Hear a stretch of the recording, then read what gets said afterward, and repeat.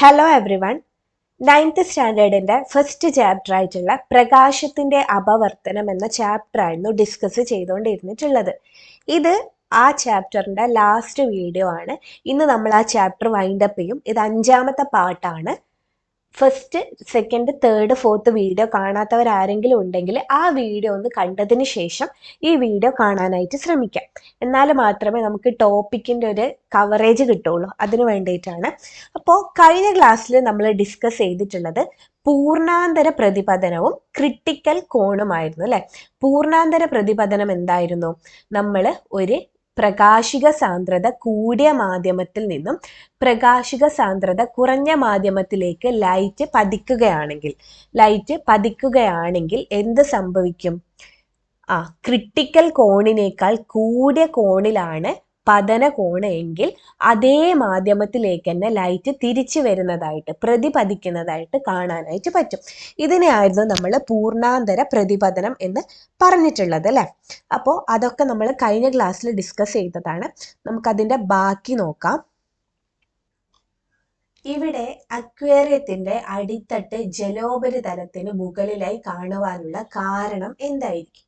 അതായത് ഇവിടെ ഒരു ചിത്രം കൊടുത്തിട്ടുണ്ട് അല്ലെ. ഈ ഒരു ചിത്രത്തിൽ ഈ അക്വേറിയത്തിന്റെ അടിത്തട്ട് ജലോപരിതലത്തിന്റെ മുകളിലായി കാണാനായിട്ട് പറ്റുന്നുണ്ട്. അതിന് കാരണം എന്താന്ന് വെച്ച് കഴിഞ്ഞാല് നമുക്കറിയാം, ഈ ജലോപരിതലവും ഉണ്ട്, അടിത്തട്ടും ഉണ്ട്. ഈ അടിത്തട്ടിൽ നിന്ന്, അതായത് അക്വേറിയത്തിന്റെ അടിത്തട്ടിൽ നിന്നും വരുന്ന പ്രകാശത്തിന് ജലോപരിതലത്തിൽ വെച്ച് പൂർണ്ണാന്തര പ്രതിപതനം സംഭവിക്കുന്നുണ്ട്. അതായത് ഇവിടെ ഒരു അടിത്തട്ടുണ്ട് അല്ലെ. ഈ ഒരു അടിത്തട്ടിൽ നിന്നും വരുന്ന ലൈറ്റ് ഉണ്ടല്ലോ, ഈ അടിത്തട്ടിൽ നിന്നും വരുന്ന പ്രകാശം ഈ ഒരു ജലത്തിന്റെ ഉപരിതലത്തിൽ വെച്ചിട്ട് എന്ത് സംഭവിക്കുന്നുണ്ട്? പൂർണ്ണാന്തര പ്രതിപതനം സംഭവിക്കുന്നുണ്ട്. അങ്ങനെ അടിത്തട്ടിൽ നിന്ന് വരുന്ന ലൈറ്റ് ഈ ഉപരിതലത്തിലേക്ക് പോയി ഉപരിതലത്തിലേക്ക് എത്തുമ്പോൾ എന്ത് സംഭവിക്കുന്നു? പൂർണ്ണാന്തര പ്രതിപതനം സംഭവിക്കുന്നുണ്ട്. അപ്പൊ എന്താണ് കാണാനായിട്ട് പറ്റുക? അക്വേറിയത്തിന്റെ അടിത്തട്ട് മുകളിലായിട്ട് കാണാനായിട്ട് പറ്റും. അക്വേറിയത്തിന്റെ അടിത്തട്ടിൽ നിന്നും വരുന്ന പ്രകാശത്തിന് ജലോപരിതലത്തിൽ വെച്ച് പൂർണ്ണാന്തര പ്രതിപതനം സംഭവിക്കുന്നത് കൊണ്ടാണ് അക്വേറിയത്തിന്റെ അടിത്തട്ട് മുകളിലായി കാണുന്നത് അല്ലെ. ജലോപരിതലത്തിൽ നിന്ന് അക്വേറിയത്തിന്റെ അടിത്തട്ടിലേക്കുള്ള ദൂരവും പൂർണ്ണാന്തര പ്രതിപതനം മൂലമുണ്ടായ പ്രതിബിംബത്തിലേക്കുള്ള ദൂരവും തുല്യമല്ലേ എന്നാണ് ചോദിക്കുന്നത്. തുല്യമാണോ? അതെ, തുല്യമാണ്. ഇനി ഇവിടെ ഒരു ചിത്രം നൽകിയിട്ടുണ്ട് അല്ലെ. ഈ ഒരു ചിത്രം നോക്കൂ. ഈ സെയിം ചിത്രമാണ് നമ്മൾ ഫസ്റ്റ് കഴിഞ്ഞ ക്ലാസ്സിൽ ഡിസ്കസ് ചെയ്തിട്ടുള്ളത്. അതായത് ഒരു ലാമ്പ് ഉണ്ടായിരുന്നു അല്ലെ, നമ്മളെ ഡെക്കറേറ്റീവ് ലാമ്പ് അല്ല. അതായത് വീടുകളിലൊക്കെ നമ്മൾ ഭംഗിക്ക് വേണ്ടി വെക്കുന്ന ഒരു ലാമ്പ് ഉണ്ട് അല്ലെ, കുഞ്ഞി നാരുകൾ പോലെയുള്ള ലാമ്പ്. അതിൻ്റെ അറ്റത്തിൽ നിന്നും പ്രകാശം ഇങ്ങനെ അഗ്രഭാഗത്ത് നിന്ന് പ്രകാശം പുറത്തേക്ക് വരുന്നത് പോലെയാണ് നമുക്ക് തോന്നുക. ഈ ഒരു ചിത്രത്തിലും അതുപോലെ തന്നെയാണ് നമുക്ക് കാണാനായിട്ട് പറ്റുന്നത്. ഇപ്പൊ എന്താ സംഭവിക്കുന്നത്? ഇവിടെ ഇത് അപ്പാടെ ഇങ്ങനെ വെച്ച് കഴിഞ്ഞാൽ കത്തുവോ? ഇല്ല, അപ്പാടെ ഇങ്ങനെ വെച്ച് കഴിഞ്ഞാൽ കത്തൂല. ഇത് കത്തണമെങ്കിൽ ഒരു സ്വിച്ച് ഉണ്ടായിരിക്കും അല്ലെ. ഒരു സ്വിച്ചും ഉണ്ടാവും, പിന്നെ എന്താ, കുറെ വയറുകൾ ഉണ്ടാവും അല്ലെ. ആ വയറുകളൊക്കെ ഒരു സ്വിച്ച് ആയിട്ട് ഘടിപ്പിച്ചിട്ടായിരിക്കും ഉണ്ടാവുക. അപ്പൊ ഈ സ്വിച്ച് ഓൺ ചെയ്ത് കഴിഞ്ഞാൽ എന്ത് സംഭവിക്കും? ഈ കുഞ്ഞു നാരുകളിലൂടെ ലൈറ്റ് പോയിട്ട് ഈ തുമ്പത്ത് നിന്ന് വരുന്നത് പോലെയാണ് നമുക്ക് തോന്നുക. ഇതിന്റെ കാരണം നമ്മൾ പറയുന്നത് പൂർണ്ണാന്തര പ്രതിപതനം കൊണ്ടാണ് എന്നാണ് കേട്ടോ. എന്താണ്? പൂർണ്ണാന്തര പ്രതിപതനം സംഭവിക്കുന്നത് കൊണ്ടാണ് ഇങ്ങനെ വരുന്നതായിട്ട് കാണാനായിട്ട് പറ്റുന്നത്. അതായത് ഒരു നാര് മാത്രം ഞാനിവിടെ വരക്കുന്നുണ്ട്. ഇത്രയും വലിപ്പമൊന്നും ഉണ്ടാവില്ല, പക്ഷെങ്കിൽ മനസ്സിലാവാൻ വേണ്ടിയിട്ടാണ് കുറച്ച് വലിപ്പത്തിൽ ഞാൻ നാരുകളെ വരച്ചിട്ടുള്ളത്. അപ്പോൾ ഇത് ഒരു നാരാണെന്ന് വിചാരിക്കും. ഈ ഒരു നാര് എന്തുമായിട്ട് കണക്ട് ചെയ്തിട്ടുണ്ടാവും? നമ്മളുടെ സ്വിച്ചുമായിട്ട് കണക്ട് ചെയ്തിട്ടുണ്ടാവും അല്ലെ. ഒരു സ്വിച്ചുമായിട്ട് എന്ത് ചെയ്തിട്ടുണ്ടാവും? കണക്ട് ചെയ്തിട്ടുണ്ടാവും. അപ്പൊ ഈ സ്വിച്ച് ഓൺ ചെയ്ത് കഴിഞ്ഞാൽ ഇതിലൂടെ ലൈറ്റ് സഞ്ചരിക്കുമല്ലോ അല്ലെ. ലൈറ്റ് ഇങ്ങനെ വന്ന് മുട്ടി, ഈ ഒരു സ്ഥലത്ത് വന്ന് മുട്ടി. അപ്പൊ ഈ ലൈറ്റ് വന്ന് പതിക്കുന്ന കോണ് ക്രിട്ടിക്കൽ കോണിനേക്കാൾ കൂടുതലാണെങ്കിൽ എന്ത് ചെയ്യും? ഈ സെയിം ഇതിലേക്ക് തന്നെ പ്രതിപതിക്കും അല്ലെ. ഇനിയിപ്പോ ഇവിടെയും ക്രിട്ടിക്കൽ ആംഗിളിനേക്കാൾ കൂടുതലാണെങ്കിലോ ഇത് പിന്നെയും പ്രതിപതിക്കും അല്ലെ. അങ്ങനെ ഇതിൻ്റെ ഉള്ളിൽ വെച്ച് തുടർച്ചയായിട്ട് എന്തുണ്ടാവും?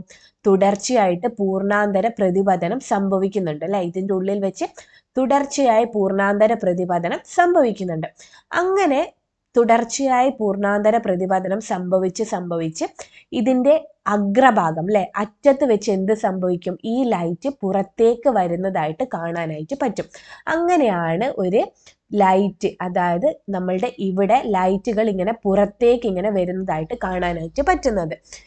ഈ ഒരു നാര് പോലെയുള്ള സാധനത്തില് നമ്മൾ വിളിക്കുക ഒപ്റ്റിക്കൽ ഫൈബർ എന്നാണ് കേട്ടോ. ഒപ്റ്റിക്കൽ ഫൈബർ,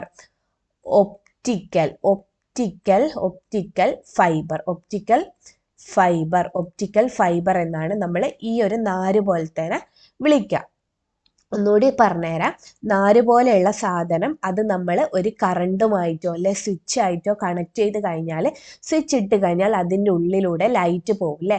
ലൈറ്റ് പോകുമ്പോൾ ക്രിട്ടിക്കൽ കോണിനേക്കാൾ കൂടുതലാണെങ്കിൽ അത് അതേ മാധ്യമത്തിലേക്ക് തന്നെ തിരിച്ചെന്ത് ചെയ്യും? പ്രതിപതിക്കും. അങ്ങനെ അതിൻ്റെ ഉള്ളിൽ വെച്ച് തുടർച്ചയായിട്ട് എന്തിന് സാധ്യതയുണ്ട്? തുടർച്ചയായിട്ട് പൂർണ്ണാന്തര പ്രതിപതനം നടക്കാനായിട്ട് സാധ്യതയുണ്ട്. അങ്ങനെ നടക്കുമ്പോൾ അവസാനം എന്തായും? ലൈറ്റ് പുറത്തേക്ക് വരുന്നതായിട്ട് തോന്നും. ഇതാണ് ഒരു ഇങ്ങനെയുള്ള ചിത്രത്തിൽ, അതായത് ചിത്രത്തിൽ കാണിച്ചതുപോലെയുള്ള ലൈറ്റുകൾ ഉണ്ടല്ലോ, അതിലൂടെ വരുന്ന ലൈറ്റുകളുടെ പ്രത്യേകതയാണ് നമ്മളിപ്പോൾ പറഞ്ഞിട്ടുള്ളത്. ക്ലിയർ ആയില്ലേ? ഈ ഞാൻ ഇവിടെ വരച്ചിട്ടുള്ള ചിത്രമായിരുന്നു ഇത് കേട്ടോ. ഇതൊരു നാരാണ് കേട്ടോ, നമ്മളുടെ ഒപ്റ്റിക്കൽ ഫൈബർ ആണ്. ലൈറ്റ് കടന്നു കഴിഞ്ഞാൽ ക്രിട്ടിക്കൽ കോണിനേക്കാൾ കൂടുതലാണെങ്കിൽ പ്രതിപതിക്കും അല്ലെ. അങ്ങനെ കൂടുതൽ എന്താണ്? ഇതിൻ്റെ ഉള്ളിൽ പൂർണ്ണാന്തര പ്രതിപതനം സംഭവിക്കും അല്ലെ. ഒറ്റൊരു പൂർണ്ണാന്തര പ്രതിപതനം മാത്രമാണോ ഇതിൻ്റെ അകത്ത് സംഭവിക്കുന്നത്? അല്ല, തുടർച്ചയായിട്ട് എന്ത് സംഭവിക്കും? പൂർണ്ണാന്തര പ്രതിപതനം സംഭവിക്കും. അങ്ങനെ ലൈറ്റ് പുറത്തേക്ക് വരുന്നതായിട്ട് നമുക്ക് അനുഭവപ്പെടും. ഓക്കെ, ഇത് ക്ലിയർ ആയില്ലേ? അലങ്കാര വിളക്കിലെ ഒപ്റ്റിക്കൽ ഫൈബറുകളുടെ ഒരഗ്രം അനുയോജ്യമായ ഒരു പ്രകാശ സ്രോതസ്സുമായി ബന്ധിപ്പിച്ചിരിക്കുന്നു. അത് നാം പറഞ്ഞതാണ് അല്ലെ. ഈ സ്രോതസ്സിൽ നിന്നുള്ള പ്രകാശരശ്മികൾ ഫൈബറുകളിലൂടെ സഞ്ചരിക്കുമ്പോൾ ക്രിട്ടിക്കൽ കോണിനേക്കാൾ കൂടിയ പതന കോണിലാണ് വശങ്ങളിൽ പതിക്കുന്നത്.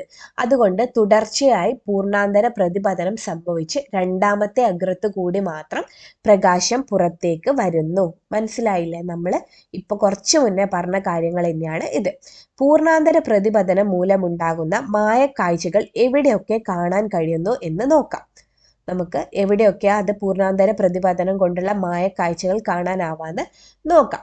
ഈ ചാപ്റ്ററിന്റെ തുടക്കത്തിൽ തന്നെ ഞാൻ പറഞ്ഞിട്ടുണ്ടായിരുന്നു, നമ്മളൊരു ചിത്രം കണ്ടിട്ട് പറഞ്ഞിട്ടുണ്ടായിരുന്നു, റോഡിലൂടെ വേനൽക്കാലത്തൊക്കെ പോയിക്കൊണ്ട് നിൽക്കുമ്പോൾ റോഡിൽ വെള്ളം കെട്ടി നിൽക്കുന്നതായിട്ട് കാണാനായിട്ട് പറ്റുമെന്ന് പറഞ്ഞിട്ടുണ്ടായിരുന്നു അല്ലെ. അതിൻ്റെ കാരണം നമുക്ക് ഈ പൂർണ്ണാന്തര പ്രതിപതനം വെച്ച് പറയാനായിട്ട് പറ്റും.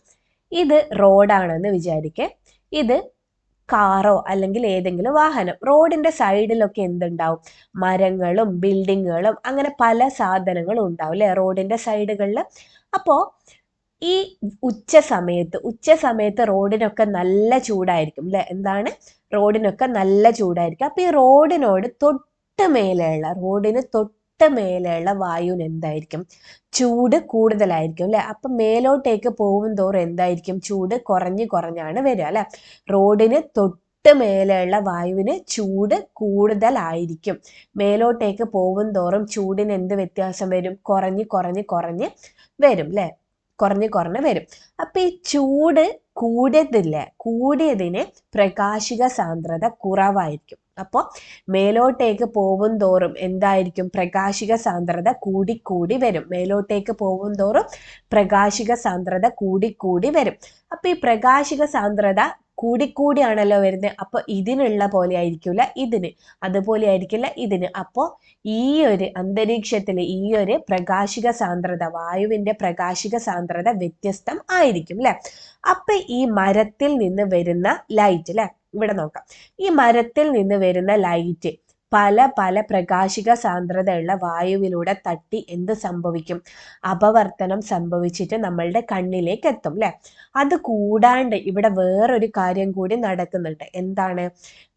അപവർത്തനത്തിനൊപ്പം ഇവിടെ പൂർണ്ണാന്തര പ്രതിപതനം കൂടി നടക്കുന്നുണ്ട്. അന്തരീക്ഷത്തിലെ പ്രകാശിക സാന്ദ്രതയ്ക്ക് വ്യത്യാസമുള്ളത് കൊണ്ട് എന്ത് സംഭവിക്കും? ക്രിട്ടിക്കൽ കോണിനേക്കാൾ കൂടിയ കോണിൽ വരുമ്പോൾ ഈ ഒരു മരത്തിന്റെ ചിത്രം, മരത്തിന്റെ ബിംബം നമ്മളെ റോഡിൽ ഉണ്ടായതുപോലെ തോന്നും. ആ ഒരു പ്രതിബിംബമായിട്ട് നമുക്ക് കാണാനായിട്ട് പറ്റില്ല. കാരണം അതൊരു വെള്ളം പോലെയാണ് നമുക്ക് കാണാനായിട്ട് പറ്റുക. അതായത് വെള്ളം കെട്ടി നിൽക്കുന്നത് പോലെയാണ് നമുക്ക് അത് ഫീൽ ചെയ്യുക. ഒന്നുകൂടി പറഞ്ഞുതരാം. ഒരു വേനൽക്കാലത്ത് നമ്മൾ റോഡിലൂടെ ട്രാവൽ ചെയ്യുകയാണെങ്കിൽ വെള്ളം കെട്ടി നിൽക്കുന്നത് പോലെ കാണാനായിട്ട് പറ്റും. ഇതിന് കാരണം എന്താണ്? നമ്മളുടെ അന്തരീക്ഷത്തിൽ റോഡിന് തൊട്ട് മേലെ ഉള്ളതിന് ചൂട് കൂടുതലായിരിക്കും. മേലോട്ടേക്ക് പോകും തോറും ചൂട് കുറഞ്ഞു വരും. അതേപോലെ പ്രകാശിക സാന്ദ്രത മേലോട്ടേക്ക് പോകും തോറും കൂടിയാണ് പോകുന്നത്. അപ്പോൾ പ്രകാശിക സാന്ദ്രതയുള്ള വായുവായിരിക്കും, അതായത് വ്യത്യസ്തമായ പ്രകാശിക സാന്ദ്രതയുള്ള വായുവായിരിക്കും നമുക്കിവിടെ ഉണ്ടാവുക. അപ്പോൾ മരത്തിൽ നിന്നോ അല്ലെങ്കിൽ ബിൽഡിങ്ങിൽ നിന്നോ വരുന്ന ലൈറ്റ് ഓരോരോ പ്രകാശിക സാന്ദ്രത വ്യത്യാസമുള്ളതിലൂടെയും കടന്നു പോയിട്ട് അപവർത്തനം സംഭവിക്കും. അതിൻ്റെ കൂടെ വേറൊരു കാര്യം കൂടി നടക്കും. അതാണ് പൂർണ്ണാന്തര പ്രതിപതനം. ക്രിട്ടിക്കൽ കോണിനേക്കാൾ കൂടിയ കോണിലാണ് ലൈറ്റ് വന്ന് പതിക്കുന്നതെങ്കിൽ എന്ത് സംഭവിക്കും? പൂർണ്ണാന്തര പ്രതിപതനം സംഭവിച്ചിട്ട് നമ്മൾ ആ മരത്തിൻ്റെയോ അല്ലെങ്കിൽ ആ ബിൽഡിംഗ് ആണെങ്കിൽ ബിൽഡിങ്ങിൻ്റെയോ ബിംബം റോഡിൽ കാണാനായിട്ട് പറ്റും. ഈ ഒരു ബിംബം നമ്മൾ ഒരു വെള്ളം കെട്ടി നിൽക്കുന്നത് പോലെ തോന്നും. റോഡിനോട് ചേർന്നുള്ള ഭാഗത്തെ വായുവിന് ചൂട് കൂടുതലായതിനാൽ പ്രകാശിക സാന്ദ്രത കുറവായിരിക്കും. അല്ല, ഇത് പറഞ്ഞതാ. എന്നാൽ മുകൾ ഭാഗത്തേക്ക് പോകും തോറും വായുവിന്റെ പ്രകാശിക സാന്ദ്രത ക്രമമായി വർദ്ധിച്ചു വരുന്നു. ഇതും നമ്മൾ ജസ്റ്റ് ഇപ്പോൾ ഡിസ്കസ് ചെയ്ത കാര്യമാണ് അല്ലേ. പരിസരത്തുള്ള വസ്തുക്കളിൽ നിന്നും വരുന്ന പ്രകാശിക കിരണങ്ങൾ പ്രകാശിക സാന്ദ്രത വ്യത്യാസമുള്ള വായുവിന്റെ വിവിധ പാളികളിലൂടെ കടന്നു പോകുമ്പോൾ ചിത്രത്തിൽ കാണുന്നത് പോലെ അപവർത്തനത്തിനും തുടർന്ന് പൂർണ്ണാന്തര പ്രതിപതനത്തിനും വിധേയമാകുന്നു. ഇങ്ങനെ ദിശാവ്യതിയാനം സംഭവിച്ച പ്രകാശകിരണങ്ങളാണ് നമ്മുടെ കണ്ണിൽ പതിക്കുന്നത്. അതിനാൽ അവയുടെ പ്രതിബിംബം റോഡിൽ രൂപപ്പെടുന്നത് പോലെ തോന്നും. അതായത് പ്രതിബിംബം റോഡിൽ രൂപപ്പെടുന്നതായിട്ട് നമുക്ക് തോന്നുന്നുണ്ട് അല്ലെ. പ്രതിബിംബം റോഡിൽ രൂപപ്പെടുന്നതായിട്ട് തോന്നും. ഈ ഒരു ഫിനോമിനൻ, ഈ ഒരു പ്രതിഭാസത്തിനെ നമ്മൾ വിളിക്കുന്ന പേരാണ് മരീചിക. എന്താണ്? മരീചിക എന്നാണ് നമ്മൾ വിളിക്കുക. ഇംഗ്ലീഷിൽ മിറാഷ് എന്നറിയപ്പെടുന്നു. റോഡിലെ വെള്ളം കെട്ടി നിൽക്കുന്നത് പോലെയുള്ള പ്രതിഭാസത്തിന്റെ പേരാണ് മരീചിക, മിറാഷ്. നമുക്ക് പരിചിതമായ ഇത്തരം പ്രതിബിംബങ്ങൾ സാധാരണമായി ജലോപരിതലത്തിലാണ് രൂപപ്പെടുന്നത്. അകലെ നിന്നും നോക്കുമ്പോൾ റോഡിൽ വെള്ളം ഉള്ളതായി തോന്നുന്നത് എന്തുകൊണ്ടാണെന്ന് മനസ്സിലായോ? എന്തുകൊണ്ടാണ്? മരീചിക എന്നാണ് ഇതിന്റെ പേര്. അതെന്തുകൊണ്ടാണ്? വായുവിൽ പല പ്രകാശിക സാന്ദ്രത ഉണ്ട്. അതിലൂടെ കടന്നു വരുന്ന ലൈറ്റിന് അപവർത്തനവും സംഭവിക്കും, പൂർണ്ണാന്തര പ്രതിപതനവും സംഭവിക്കും. അപ്പോൾ റോഡിൽ എന്തായിട്ട് കാണും? വെള്ളം കെട്ടി നിൽക്കുന്നതായിട്ട് കാണാനായിട്ട് പറ്റും. ഇനി അടുത്തത് പൂർണ്ണാന്തര പ്രതിപതനം പ്രയോജനപ്പെടുത്തുന്ന സന്ദർഭങ്ങൾ. പൂർണ്ണാന്തര പ്രതിപതനം പ്രയോജനപ്പെടുത്തുന്ന കുറച്ച് സന്ദർഭങ്ങളാണ് നോക്കാനായിട്ട് പോകുന്നത്. അതിൽ ഫസ്റ്റ് ആണ് റിഫ്ലക്റ്റർ. വണ്ടികളിലോ അല്ലെങ്കിൽ റോഡ് സൈഡിലോ ഒക്കെ ഇങ്ങനെ ഒരു സംഭവം വെച്ചതായിട്ട് കാണും അല്ലെ. നമ്മൾ ഇപ്പൊ വണ്ടി ഓടിച്ച് വരികയാണെങ്കിൽ ആ വണ്ടിയിൽ നിന്നുള്ള ലൈറ്റ് ഇതിന്മേൽ തൊട്ട് കഴിഞ്ഞാൽ അല്ലെ, ഇതിന്മേൽ പതിച്ചു കഴിഞ്ഞാൽ എന്ത് സംഭവിക്കും? തിരിച്ച് ഒരു ലൈറ്റ് കത്തുന്നതായിട്ട് നമുക്ക് കാണാനായിട്ട് പറ്റും അല്ലെ. ലൈറ്റ് പുറത്തേക്ക് വരുന്നതായിട്ട് കാണാനായിട്ട് പറ്റും. ഇതിനെയാണ് നമ്മൾ റിഫ്ലക്റ്റർ എന്ന് പറയാം. അപ്പൊ ഇതെങ്ങനെയാണ് എന്നുള്ളതാണ് നമ്മൾ നോക്കാനായിട്ട് പോകുന്നത്. ഈ ഒരു റിഫ്ലക്റ്ററിന്റെ അകത്ത് കുറെ പ്രിസമായിരിക്കും ഉണ്ടാവുക. എന്തായിരിക്കും ഉണ്ടാവുക? പ്രിസമായിരിക്കും ഉണ്ടാവുക. അപ്പോൾ ഒറ്റൊരു പ്രിസം മാത്രം ഞാനിവിടെ വരച്ചിട്ടുണ്ട്. എന്താണ്? ഇങ്ങനെയുള്ള റിഫ്ലക്റ്ററിൻ്റെ ഉള്ളിൽ അതായത് കൂടുതൽ എന്താണ് പ്രിസങ്ങൾ വെച്ചിട്ടുണ്ടാവും. കൂടുതൽ ധാരാളമായിട്ട് എന്തുണ്ടാവും? ചെറിയ പ്രിസങ്ങൾ ഉറപ്പിച്ച് വെച്ചിട്ടുണ്ടാവും ഈ ഒരു റിഫ്ലക്റ്ററിൻ്റെ അകത്ത്. അപ്പോൾ ദൂരെ നിന്നൊരു വാഹനം വരുന്നതെന്ന് വിചാരിക്കും. ഇതൊരു വാഹനമാണ്. ഈ വാഹനത്തിൽ നിന്ന് ലൈറ്റ് എവിടേക്ക് വീഴും? ഈ ഒരു റിഫ്ലക്റ്ററിൻ്റെ മേലേക്ക് വീഴും അല്ലേ. വാഹനത്തിൽ നിന്നും ലൈറ്റ് റിഫ്ലക്റ്ററിന്റെ മേലേക്ക് പോകും. എങ്ങനെയാണ് വീണിട്ടുള്ളത്? ലംബമായിട്ടാണ് അല്ലെ. ലംബമായിട്ട് വീണ് കഴിഞ്ഞാൽ ഇവിടെ എന്താണ്? എയർ ആണുള്ളത് അല്ലെ. ഇതെന്താണ്? ഗ്ലാസുമാണ് അല്ലെ. ഗ്ലാസുമാണ്. അപ്പൊ എയറിൽ നിന്നും ഗ്ലാസ്സിലേക്ക് ലംബമായിട്ട് ലൈറ്റ് പതിച്ചു കഴിഞ്ഞാൽ എന്ത് സംഭവിക്കും? ഒന്നും സംഭവിക്കൂല. അപവർത്തനം സംഭവിക്കാണ്ട് നേരെ പോയിട്ട് വീഴും അല്ലെ, നേരെ തന്നെ പോയിട്ട് പോകും. ഗ്ലാസ് അല്ലെ, ഈ ഗ്ലാസിന്റെ ക്രിട്ടിക്കൽ ആംഗിൾ എത്രയായിരുന്നു? 42 ഡിഗ്രി ആയിരുന്നു.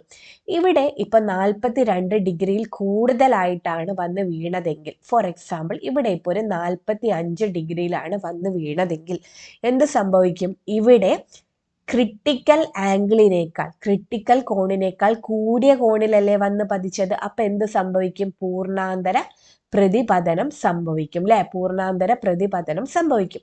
ഇവിടെ വന്ന് വീഴുന്നതും 42-ൽ കൂടുതലാണെങ്കിൽ എന്ത് സംഭവിക്കും? ഇവിടെയും പിന്നെയും എന്ത് ചെയ്യും? പൂർണ്ണാന്തര പ്രതിപതനം സംഭവിക്കും. അങ്ങനെ ലൈറ്റ്, ഏതോ ഒരു വാഹനത്തിൽ നിന്നുള്ള ലൈറ്റ് ഈ ഒരു റിഫ്ലക്ടറിൽ വന്ന് വീണ് കഴിഞ്ഞാൽ ഇതിൻ്റെ ഉള്ളിൽ വെച്ച് പൂർണ്ണാന്തര പ്രതിപതനം നടക്കും. എന്നതിന് ശേഷം എന്താ? ലൈറ്റിനെ പുറത്തേക്ക് വിടും അല്ലെ, ലൈറ്റ് വന്ന് അടിച്ച് പൂർണ്ണാന്തര പ്രതിപതനങ്ങൾ നടന്ന് ലൈറ്റിനെ പുറത്തേക്ക് വരുന്നതായിട്ട് തോന്നും. ഇതിനെയാണ് നമ്മൾ റിഫ്ലക്ടർ എന്ന് പറയുന്നത്. വാഹനങ്ങളുടെ ടെയിൽ ലാമ്പുകളിൽ ചിത്രം 1.22a ഉപയോഗിക്കുന്ന റിഫ്ലക്ടറുകൾ നിരീക്ഷിച്ചിട്ടില്ലേ? ഇതിനെ കൊണ്ടാണ് പറയുന്നത്.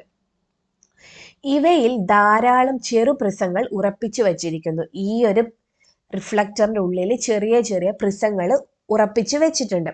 ഇവയിൽ ഒരു പ്രിസത്തിലേക്ക് പതിക്കുന്ന പ്രകാശരശ്മി പതിപ്പിച്ചത് പ്രതിപതിച്ചു വരാൻ കാരണം എന്തായിരിക്കും? ക്രിട്ടിക്കൽ ആംഗിളിനേക്കാൾ കൂടുതലാണ് അല്ലെ. ഗ്ലാസിന്റെ ക്രിട്ടിക്കൽ കോണിനെ അടിസ്ഥാനപ്പെടുത്തി വിശദീകരിക്കാം. ക്രിട്ടിക്കൽ കോണിനേക്കാൾ കൂടിയതിൽ വന്ന് പതിച്ചു കഴിഞ്ഞാൽ എന്ത് സംഭവിക്കും? ഇവിടെ ടോട്ടൽ ഇന്റേണൽ റിഫ്ലക്ഷൻ അല്ലെ, പൂർണ്ണാന്തര പ്രതിപതനം നടക്കും. PQ എന്ന വശത്ത് ലംബമായി പ്രകാശരശ്മി പതിക്കുന്നതിനാൽ അപവർത്തനം സംഭവിക്കുന്നില്ല. ഈ ഒരു PQ എന്ന് പറയുന്ന വശത്ത് പ്രകാശം എങ്ങനെയാണ് പതിച്ചിട്ടുള്ളത്? ലംബമായിട്ടാണ് പതിച്ചിട്ടുള്ളത്. ലംബമായി പതിച്ചു കഴിഞ്ഞാൽ അവിടെ അപവർത്തനം സംഭവിക്കുമോ? ഇല്ല, അപവർത്തനം സംഭവിക്കാതെ നേരെ തന്നെ പോകും. ഗ്ലാസിന്റെ ക്രിട്ടിക്കൽ കോൺ 42 ഡിഗ്രി ആണെന്ന് അറിയാമല്ലോ. ഇവിടെ AB എന്ന ബിന്ദുക്കളിലെ പതനകോൺ 45 ഡിഗ്രി ആണ്. ഇവിടെയും 45 ആണ്, ഇവിടെയും 45 ആണ്. അപ്പോൾ ഗ്ലാസിന്റെ ക്രിട്ടിക്കൽ കോൺ എത്രയായിരുന്നു? 42 ആയിരുന്നു അല്ലെ. 42-നേക്കാൾ കൂടുതലാണ് 45. അപ്പൊ 42-നേക്കാൾ കൂടിയ ഒരു കോണിൽ വന്ന് പതിച്ചപ്പോൾ ഇവിടെ എന്ത് സംഭവിക്കും? പൂർണ്ണാന്തര പ്രതിപതനത്തിന് വിധേയമാവും അല്ലെ. A എന്ന പോയിന്റും B എന്ന പോയിന്റും പൂർണ്ണാന്തര പ്രതിപതനത്തിന് വിധേയമാവും. അവിടെ വീണ്ടും പൂർണ്ണാന്തര പ്രതിപതനം സംഭവിച്ച് ചിത്രത്തിൽ കാണുന്നത് പോലെ റിഫ്ലക്ടറിന് പുറത്തേക്ക് വരുന്നു അല്ലെ. കയറിയിട്ട് ഇവിടെ രണ്ടിടത്തിലും പൂർണ്ണാന്തര പ്രതിപതനം നടന്നിട്ട് പുറത്തേക്ക് വരുന്നു. ഇതും എന്താണ്?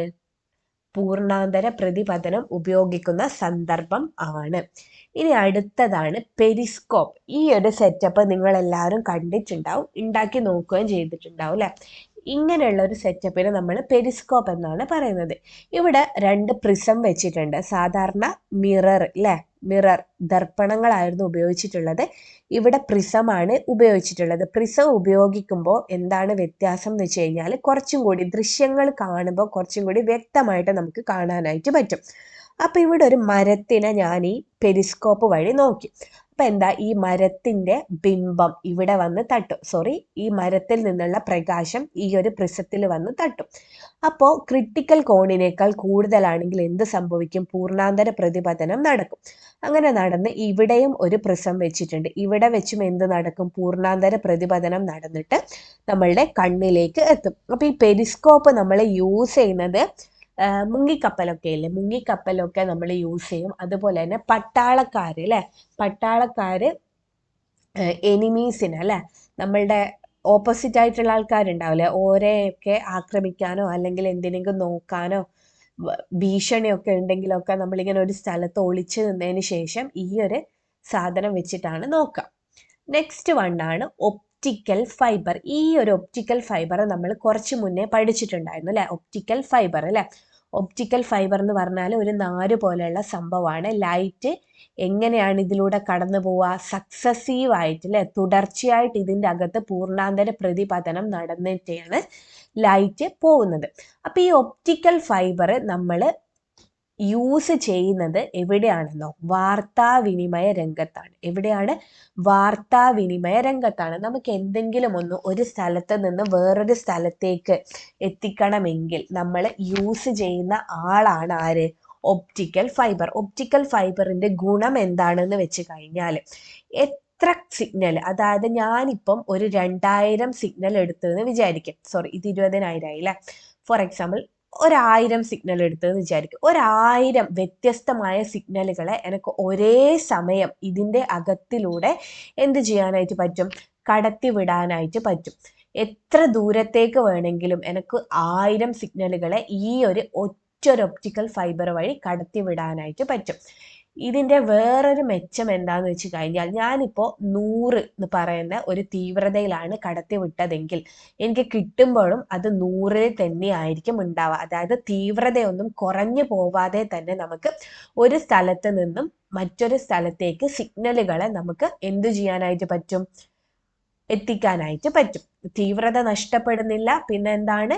ഒരേ സമയത്ത് തന്നെ 1000 എന്ത് ചെയ്യാനായിട്ട് പറ്റും? 1000 സിഗ്നലുകളെ ഒരു സ്ഥലത്ത് നിന്നും മറ്റൊരു സ്ഥലത്തേക്ക് എത്തിക്കാനായിട്ട് പറ്റും, തീവ്രത നഷ്ടപ്പെടാണ്ട്. പിന്നെ ഇതിൻ്റെ ഒരു പ്രത്യേകത എന്താന്ന് വെച്ച് കഴിഞ്ഞാൽ, ഇതിനകത്ത് കൂടെ ട്രാവൽ ചെയ്യുന്ന, സഞ്ചരിക്കുന്ന സിഗ്നലുകളുടെ വേഗം എന്ന് വെച്ച് കഴിഞ്ഞാൽ ലൈറ്റിൻ്റെ വേഗത്തിന് തുല്യമായിരിക്കും. ഏകദേശം ഒരു സെക്കൻഡിൽ 3×10⁸ മീറ്റർ വരെ ഇതിനെന്ത് ചെയ്യാനായിട്ട് പറ്റും? ട്രാവൽ ചെയ്യാനായിട്ട് പറ്റും. അപ്പോൾ ഒപ്റ്റിക്കൽ ഫൈബർ എവിടെയാണ് യൂസ് ചെയ്യുന്നത്? വാർത്താവിനിമയ രംഗത്താണ് നമ്മൾ ഒപ്റ്റിക്കൽ ഫൈബർ ഉപയോഗിക്കുന്നത്. അത് ഉപയോഗിക്കുന്ന എന്തിനാണ്? ഒപ്റ്റിക്കൽ ഫൈബറിലൂടെ നമുക്ക് 1000 സിഗ്നലുകൾ ഒരേ സമയത്ത് ഒരു ഫൈബറിലൂടെ തന്നെ നമുക്ക് കടത്തി വിടാനായിട്ട് പറ്റും. എന്ത് കുറയാണ്ട്? തീവ്രത കുറയാണ്ട് തന്നെ 1000 സിഗ്നലുകളെ നമുക്ക് ഒരു സ്ഥലത്ത് നിന്നും വേറൊരു സ്ഥലത്തേക്ക് എത്തിക്കാനായിട്ട് പറ്റും. കൂടാതെ അതിൻ്റെ സ്പീഡ് എന്ന് പറയുന്നത്, അതിൻ്റെ വേഗം എന്ന് പറയുന്നത് എത്രയാ? ലൈറ്റിൻ്റെ വേഗത്തിന് തുല്യമാണ്. ക്ലിയർ ആണോ? നമുക്ക് വായിച്ചു നോക്കാം. ഒപ്റ്റിക്കൽ ഫൈബറുകളുടെ കണ്ടുപിടുത്തം വാർത്താവിനിമയ രംഗത്ത് വിപ്ലവകരമായ മാറ്റങ്ങളാണ് ഉണ്ടാക്കിയത്. ഒപ്റ്റിക്കൽ ഫൈബർ കേബിളുകൾ OFC ഒപ്റ്റിക്കൽ ഫൈബർ കേബിളുകൾ എങ്ങനെയാണ് പ്രകാശത്തിന്റെ പൂർണ്ണാന്തര പ്രതിപതനം പ്രയോജനപ്പെടുത്തിയിരിക്കുന്നത് എന്ന് നേരത്തെ മനസ്സിലാക്കിയിട്ടുണ്ടല്ലോ അല്ലെ. നമ്മൾ നേരത്തെ മനസ്സിലാക്കിയതാണ്. ഇതേ പ്രതിഭാസം അടിസ്ഥാനപ്പെടുത്തിയാണ് ഒപ്റ്റിക്കൽ ഫൈബറുകളിലൂടെ പ്രകാശകിരണങ്ങളുടെ രൂപത്തിൽ വാർത്താവിനിമയ സിഗ്നലുകളും സഞ്ചരിക്കുന്നത്. അനേകായിരം പ്രകാശ സിഗ്നലുകൾ അവയുടെ തീവ്രതയ്ക്ക് നഷ്ടം സംഭവിക്കാതെ ഒരേ സമയം ഒരു കേബിളിലൂടെ അയക്കാൻ കഴിയും. പ്രകാശവേഗത്തിൽ ഇത്തരം സിഗ്നലുകളെ വിദൂര സ്ഥലങ്ങളിലേക്ക് എത്തിക്കാൻ സാധിക്കുന്നു. ഇതാണ് വാർത്താവിനിമയത്തിന് ഒപ്റ്റിക്കൽ ഫൈബർ ഉപയോഗിക്കാൻ കാരണമായത്. അപ്പൊ ഇത്രയും മനസ്സിലായതല്ലേ അല്ലേ? പിന്നെ എന്താ ഇവിടെ പറഞ്ഞിട്ടുണ്ട്? ഒപ്റ്റിക്കൽ ഫൈബർ നമ്മൾ മെഡിക്കൽ ഫീൽഡിൽ, മെഡിക്കൽ രംഗത്തിലും എന്ത് യൂസ് ചെയ്യുന്നുണ്ട്? ഒപ്റ്റിക്കൽ ഫൈബർ യൂസ് ചെയ്യുന്നുണ്ട്. ഇവിടെ ഒരു ചിത്രം കാണാം അല്ലെ. ഇത് നമ്മളുടെ വയറിനകം കാണാനുള്ള ആണ്. അതിനെ നമ്മൾ വിളിക്കുന്ന പേരാണ് എൻഡോസ്കോപ്പി കേട്ടോ. എൻഡോസ്കോപ്പി എന്ന് വെച്ച് കഴിഞ്ഞാൽ നമ്മളുടെ വയറിൽ പുണ്ണോ അങ്ങനെ എന്തെങ്കിലും ഉണ്ടെങ്കിൽ, അതായത് ആന്തരിക അവയവത്തിന്, വയറ് തന്നെ ഇല്ല, വേറെ എന്തും എവിടെ വേണമെങ്കിലും നമുക്ക് ഈ ഒരു കുഞ്ഞി കേബിള് വഴി നമുക്ക് സിഗ്നലുകളെ കടത്തി വിടാനായിട്ട് പറ്റും. ഓക്കെ. ഒപ്റ്റിക്കൽ ഫൈബറുകളുടെ ഉപയോഗം മെഡിക്കൽ രംഗത്ത് നാൾക്കുനാൾ വർദ്ധിച്ചു വരുന്നു. മെഡിക്കൽ രംഗത്ത് ഇവ എങ്ങനെയാണ് പ്രയോജനപ്പെടുത്തിയിരിക്കുന്നത് വിവരശേഖരണം നടത്തി ക്ലാസ്സിൽ അവതരിപ്പിക്കുക. നെക്സ്റ്റ് വൺ, പൂർണ്ണാന്തര പ്രതിപതനം, സമതല ദർപ്പണങ്ങളിൽ നിന്നുള്ള സാധാരണ പ്രതിപതനം, ഇവയുമായി ബന്ധപ്പെട്ട പ്രസ്താവനകൾ നൽകിയിരിക്കുന്നു. അവയെ അനുയോജ്യമായി പട്ടികപ്പെടുത്തുക. ഇവിടെ ദർപ്പണങ്ങളിൽ നിന്നുള്ള പ്രതിപതനവും പൂർണ്ണാന്തര പ്രതിപതനം എന്ന് പറഞ്ഞിട്ട് 2 കള്ളിയാക്കിയിട്ടുണ്ട്. കുറച്ച് പോയിന്റ്സ് തന്നിട്ടുണ്ട്. ഇതിൽ ഏതൊക്കെ പോയിന്റ്സ് എവിടെയൊക്കെയാ വരാമെന്നാണ് ചോദിച്ചിട്ടുള്ളത്.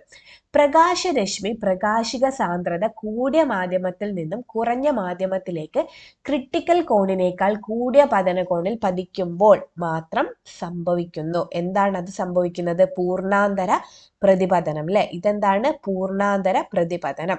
പ്രകാശരശ്മി പൂർണ്ണമായും പ്രതിപതിക്കുന്നില്ല. പൂർണ്ണമായും പ്രതിപതിക്കാത്തത് എവിടെയാ? പ്രകാശരശ്മി പൂർണ്ണമായും പ്രതിപതിക്കുന്നില്ല. അതെവിടെയാ? ദർപ്പണങ്ങളിൽ.